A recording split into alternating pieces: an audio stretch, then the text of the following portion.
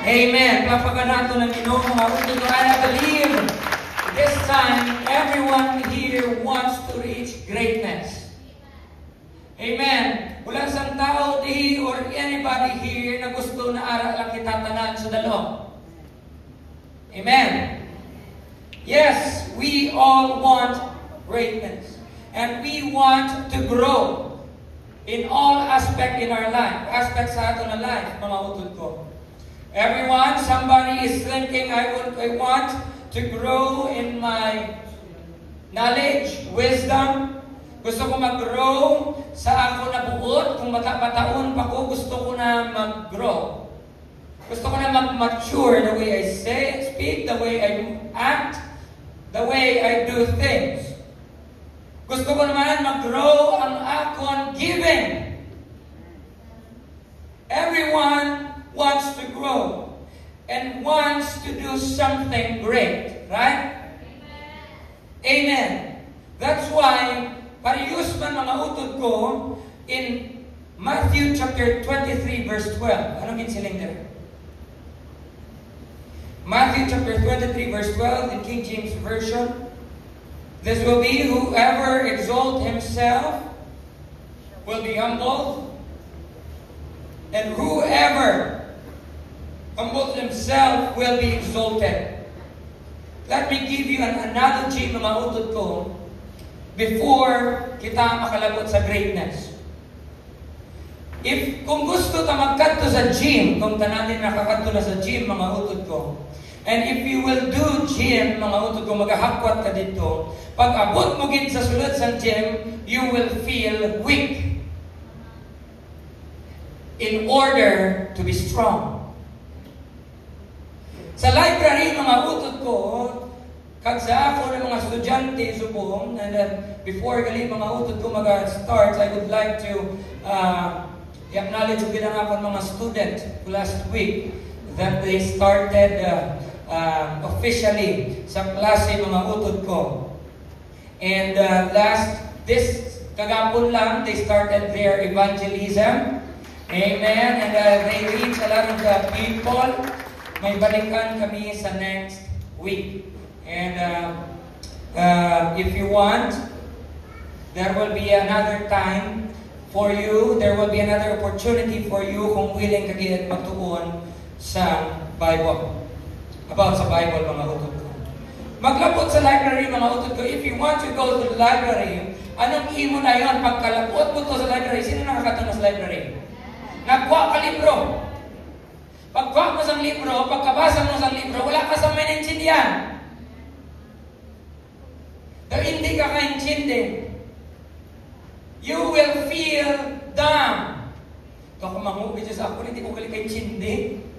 Sa may mga bagay-bagay, pag una yung kinanglan intindihon. But we need that feeling, and we feel that we are dumb in order to be smart. Actually, mga utod ko, the process of discomfort is inevitable. Hindi gid malikawan, mga utod ko, we will go through to that process na may mapatsagan kita in order for us to grow, mapatsagan may discomfort kita dyan. Most of the people will have initial feeling that they will feel lack of self-belief. Gusto ko mag-grow, pero sa nagsugod ka na, tumatsagan ko, hindi ko na kaya. Sino nakapatsag sila? Gusto ko mayo maghambal, pero sa nag-search ka na kung paano magmayo maghambal, daw hindi ko na kaya. To tell you what, mga utod ko, because they don't know that they need first to be humble. They need to be humble first in every aspect in order to grow. Paano tanambal, mga utod ko? We should be humbled first in order to grow. Amo ni siya, mga utod ko. Lang tawag lang tao. Natudluan mo kagambal, matsaga niya do mas alam pa si mo mag-grow siya din. Ang tao na hindi dyan ay ma-feel na may kulang sa akon, hindi kitya willing mag-learn. That's why this Sunday, we should acknowledge that everything that we have, everything that we're standing right now, hindi ni naton kaya. And we must acknowledge na may ara kita limitasyon in order na i-acknowledge nato ng Diyos sa aton life na, Lord, I can't grow by myself. I can't do this by myself. And I need you in my life in order for me to go through with this process. That's why ang Ginoo nagsiling mga utod ko, whosoever exalts himself shall be abased. Magsiling ka abased will be humble. Kung sino tinaas-taason, i-humble sa Ginoo. But he that humble himself shall be exalted. That's the starting point. Kung mamangkot ka sa kung paano mabalaan, Pastor, if I'm starting already to grow, this is the first key. The first thing is this: you should acknowledge that you can do nothing without Jesus in your life. You can do nothing. Because when you see na wala ko sa kakayanan mag-grow by myself, you will search for something in your life, Lord, and you will pray for something to God. Lord, I can't do this. I need your help. I need to study. I need to learn this. I need to get this in order for me to grow. Eh kung hindi mo pa na makita mga utod ko, nagkakinanglan ka, you're not growing yet. You need to be humbled. The very key and first step of greatness is to humble yourself. Humble yourself. Humble yourself to humble thyself. Balon na bagay kaya, ang balang tupad mo, humble kuya.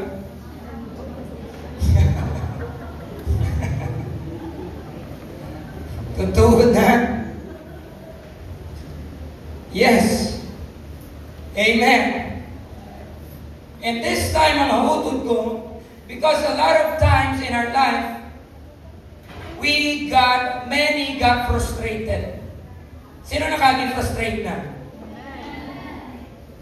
And then it come to a point, kasi mag-aabot sa time sa ato na life, mga utod ko, gapagampal kita, kapamangkot kita, God, why did you not answer my prayer? Na, Lord, wala po ginasabat ang pangamuyo ko. Gabot sa time, mga utod ko, may gusto kita baguhon, may gusto kita kayuhon, may gusto kita i-level up sa ato na life, pero ang pamangkot, mga utod ko, mga tao na gusto nila, there's still a question in their life. Why is it, Lord, that it is still my will that is happening in my life, not your will? Why is it, Lord, na gusto ko man, pero wala kakatabo? Gusto ko magbago ang life ko, pero wala sa may kakatabo. Let me give you the principle in the Bible. In Genesis chapter 1, verse 1. Let's read. Kabalo na mga memory verse na rin. Genesis 1:1. In the beginning, God created heaven and the earth. But take note of this word, mga hutod ko. In the beginning, God. Lord, why is it, oh God, na ang problema ko hindi makayo-kayo? But to tell you right now, the principle of the Bible, in the beginning of your problem, God first. Before ka mag-aubra sang bagay, before ka mag-hatag solution, to tell you honestly, mga utod ko, one of the reason why na hindi mo makita ang Ginoo ga work sa imong life, it's because whenever problem comes, in the beginning of frustration, it is not God who works in your life. It must be God. In the beginning of brokenness, God.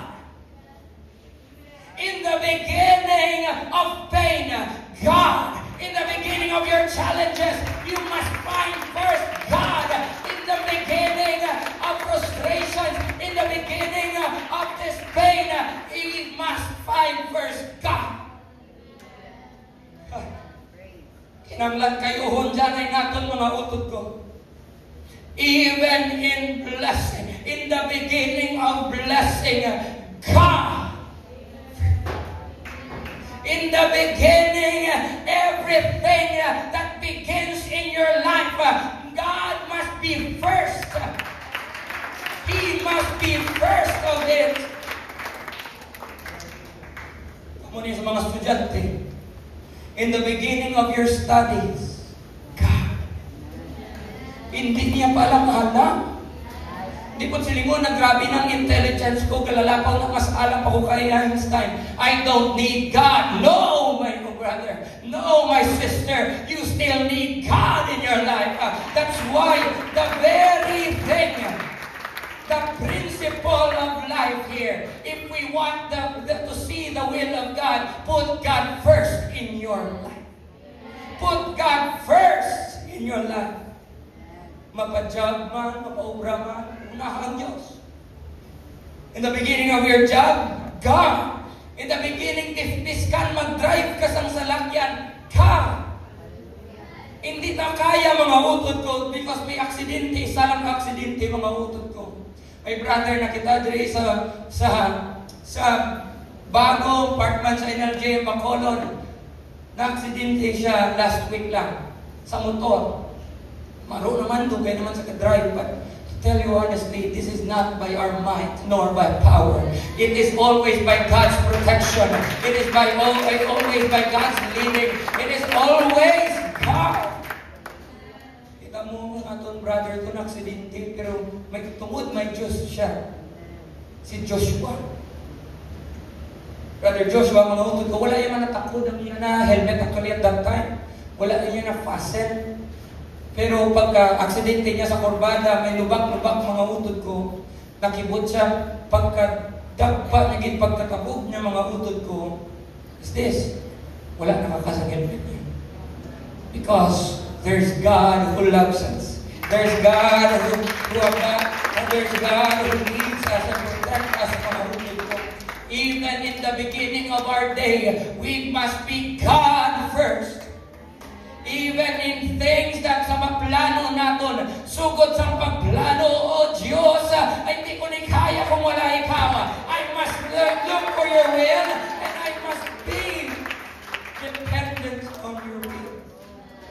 If you want God, if you want the will of God, and He will lead you in His will, in everything in your life, in every beginning, tanan magsaling beginning.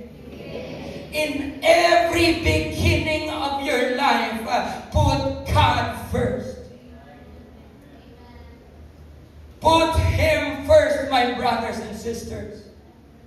That we can show God that, Lord, I put my trust in you. I put my confidence to you, oh God. That, Lord, I know you love me. That, Lord, I know na hindi mo ko pagpabayaan. When I give my trust to you, I'm standing here. Iskan sa tungas ang problema, mga utod ko. If you will put God first, ang confidence mo, gano'n mo, gabag-gabag.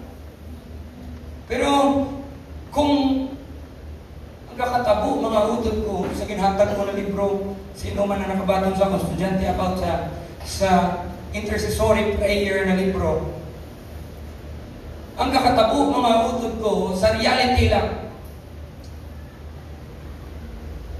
prayer is our last resort na lang ito. We make prayer as the last resort. And if that is the case sa lubrahon natin, perme, kabalo ka ano mga utod ko, is this. If there will be problem, and if we will do it by ourselves, sa aton lang, damo dyan ay magubang. Damo dyan ay frustrations, damo dyan ay kapaslawan. Until na hindi na natin kaya, damo na sang nawasak, damo na sang sala na desisyon, and then that's the time, Lord, hindi ko na yung kaya, kinanglan ka na din ka. Why not, mga utod ko, hindi na paghulta ang sala na desisyon, hindi na paghulta ang ginamo pa, hindi paghulta na may mawasak dyan ay, before Hallelujah. In the beginning of our life, we must put God first.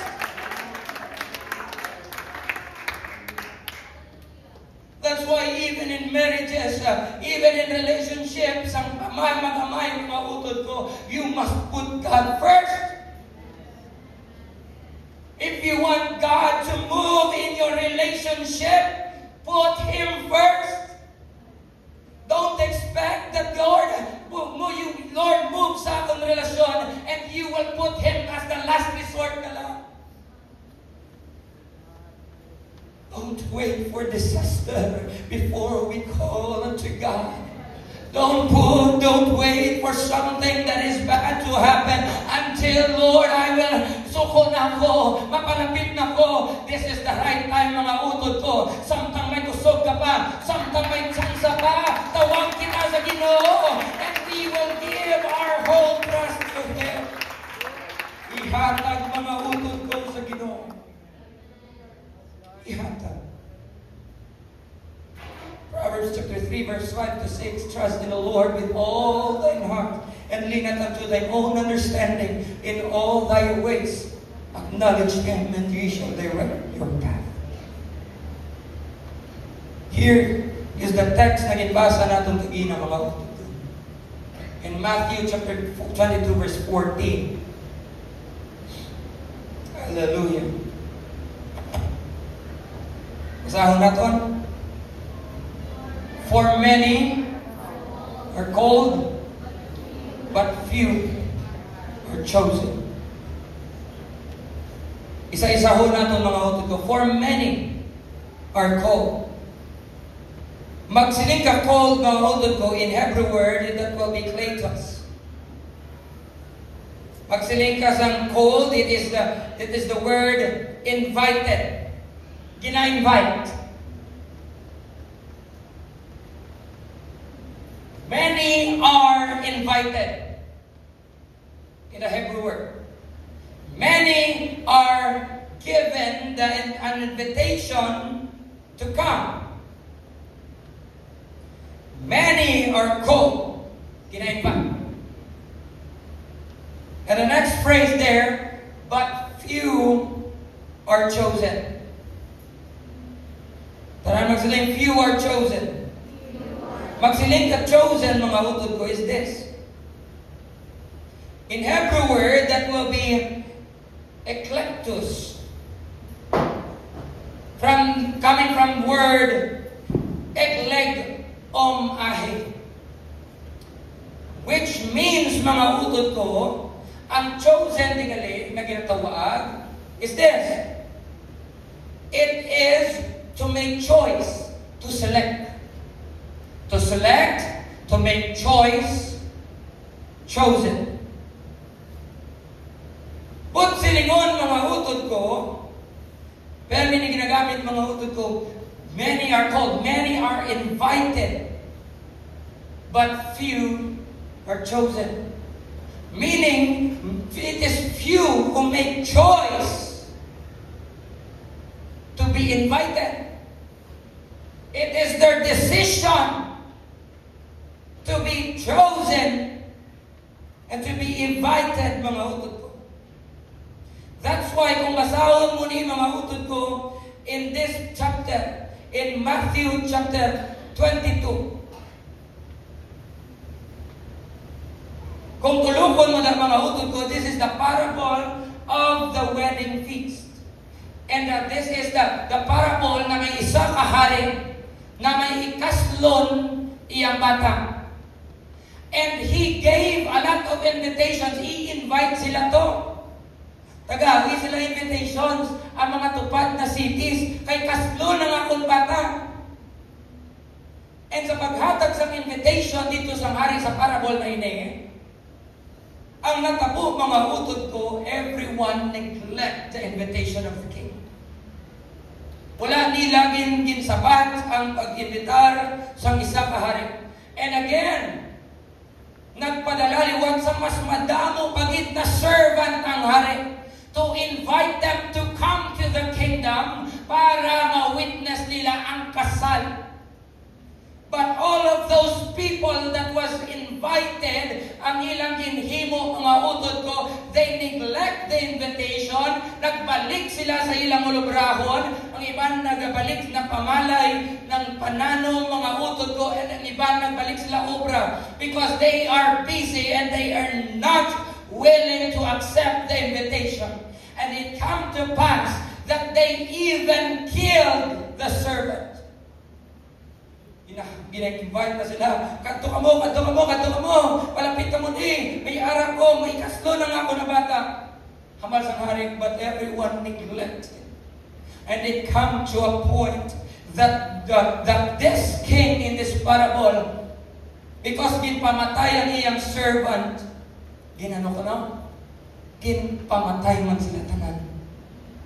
Ginpang-ubos sila. And because these people is not willing to accept the invitation of this king, ginambal niya sa servants niya, pangita na lang biskan sino na tao sa palibot naton. Kung sa diin na masugatan nyo, taga isang imbitasyon, mag-imbitara sila, mapamayo man o mapalain, pagkantuati sila. To tell you mga utod ko, the story is this.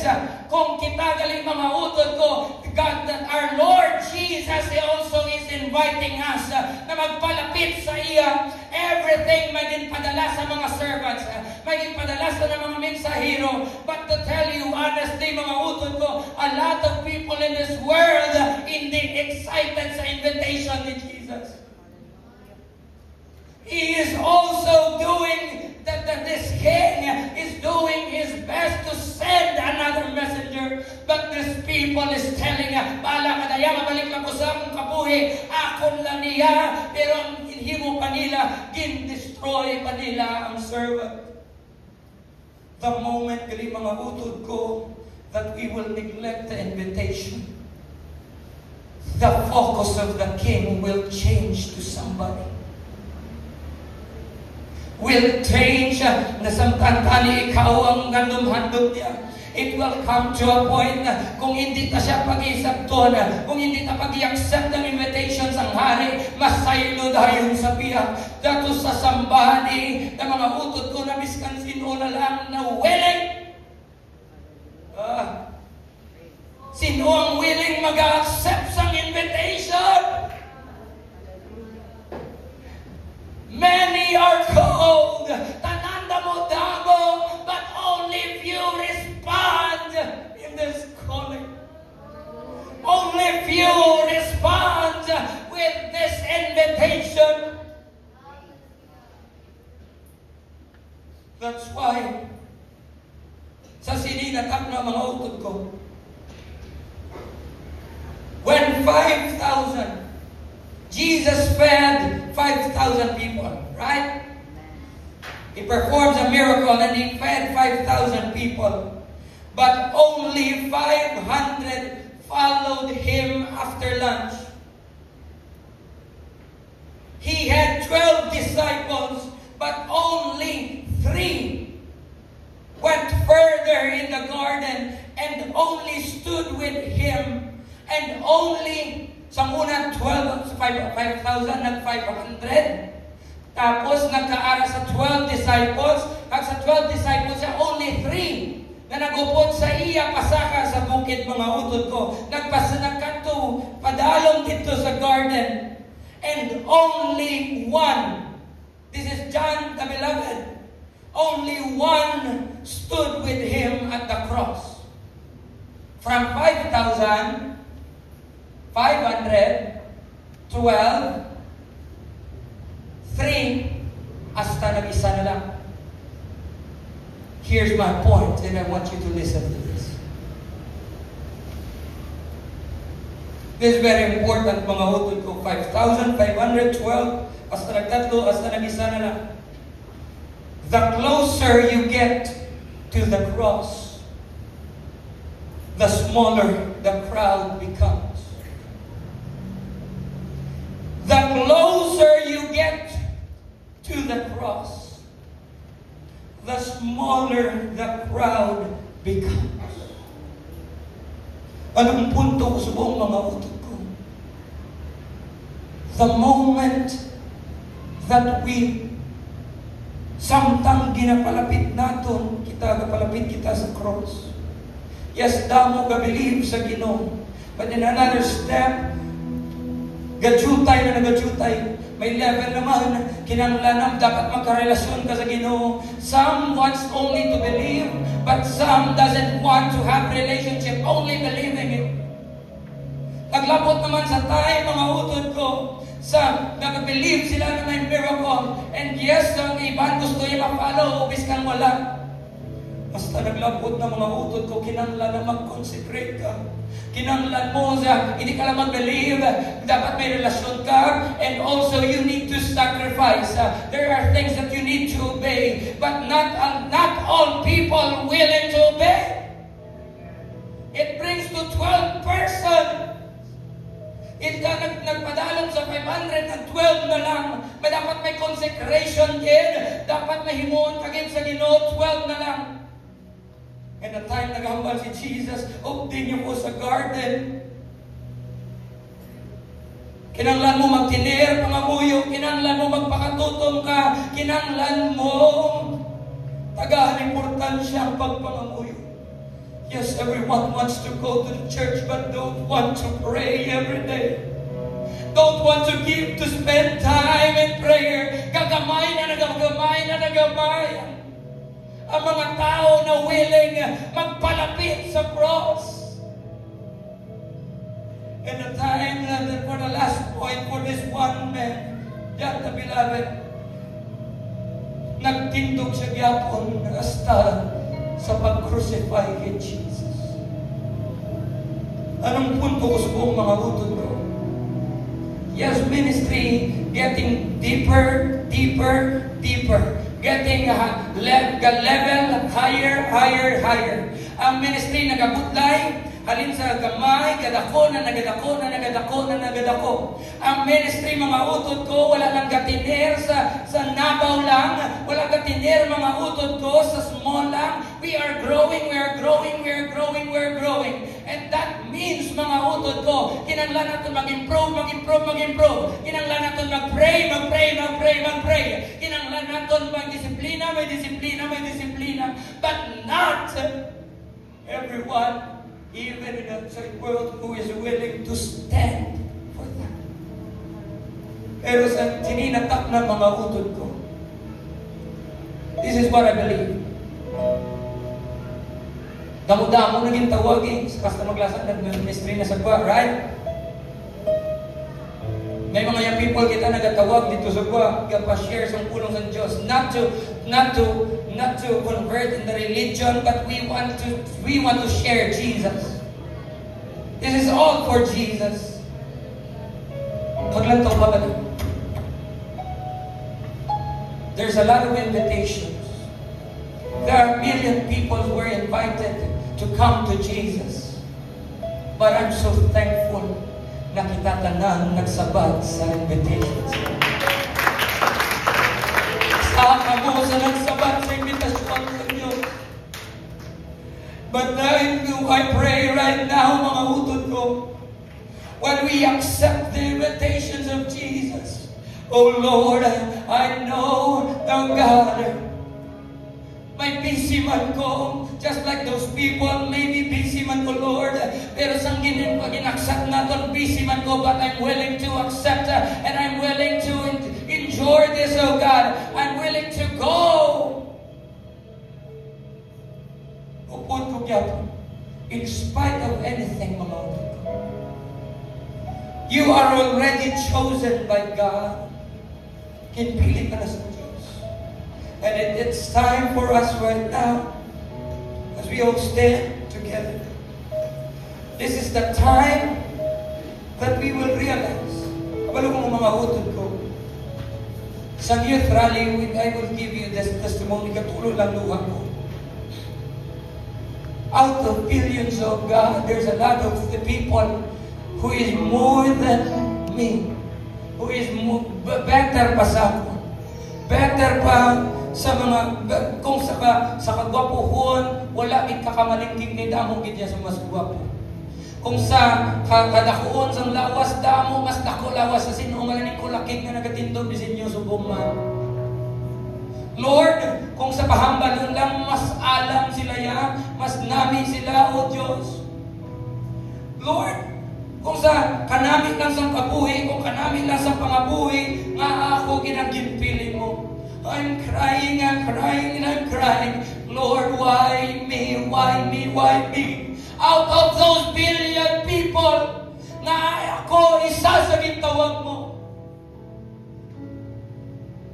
But to be honest, this is what God said. All I'm saying, gahibigon ko, because I've got a question to the self ko. Why me, why me? But this is what God said. He doesn't care kung ano ka marunong. He doesn't care kung ano ka nagwapo, kung magwapa. He doesn't care kung anong status mo sa mabuhay. He doesn't care kung anong pinagskwilahan mo, kung anong nalabot mo. What God is looking is for somebody who is willing and available for Him. He is looking for somebody who is willing to take that invitation. Oh Lord, I'm not this worthy. But Lord, when you invite me, oh God, bahala na kung sino man ko, kung ano man ang akong past, I'm willing, oh God, pagkagamitan ko, oh Diyos, I'm willing to be used by you. No matter your past is, no matter what you did, no matter kung ano man ang nakabok sa imo, He doesn't care if you are willing to accept His invitation. He is going to use you. Magagamiton kayang people sa Ginoo. I don't care kung anong pinagskwilahan mo, pila ang grado mo sa inyong skwilahan. But if you are willing to be used by Him, He will use you. No matter. Mga tatay, kung ano man ang inyong sala, kung ano man ang inyong kakulangan, He doesn't care. Because the moment that you are willing to accept His invitation, He is going to use you. Mga nanay, no matter what, kung ano man mga bagay-bagay, kung ano man ang inyo, mga insecurities, it doesn't matter. The moment that you're willing to invite, to take His invitation, He will use you. The question is, the invitation is there. There's a lot of invitation. All you need to do is to be available. All you need to do is to give time to Him. You are chosen by God. Ginpili niya ka, mga utod ko, para tagaan sa invitasyon. Naglabot na sa imo sa mga invitasyon. What can you do about it? Anong paghihimuon mo, mga utod ko? Hallelujah, hallelujah, hallelujah. Can we raise our hand just